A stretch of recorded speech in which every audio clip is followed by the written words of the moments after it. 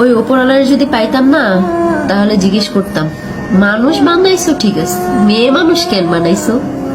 হ্যাঁ, মেয়ে মানুষ বানানোর কি দরকার ছিল? মেয়ে মানুষ আসলেই একটা জিনিস তুমি বানাইছো ওপরওয়ালা, যার সাথে হাজারটা অন্যায় করা যায়, যারে ফুটবলের মতো লাথানো যায়, কোনো কিছু বলার কিছু নেই।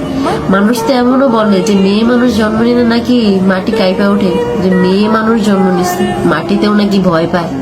হাই রে, পরিচয় আছে তো, কারোর মেয়ে, কারোর বউ, ওই ছেলে মেয়ের মা, এর থেকে বড় পরিচয় কি চাও? এতটুকুই তো যথেষ্ট। তারপরেও যদি কেউ পরিচয় বানাইতে যায়, তাহলে সমাজের মানুষ কি বলে জানেন? ওই মেয়ে মানুষের সাথে মিশো না, ওই মেয়ে মানুষ ভালো না, রাত বিরতে বেরোয়, চাকরি করে। মেয়ে মানুষকে চাকরি করা মানায়? নিজের পরিচয় করব, মেয়ে মানুষের পরিচয় তো একটাই, হে হইলো কারো বউ, কারো মা। এর থেকে বড় পরিচয় মেয়ে মানুষের হইতে পারে?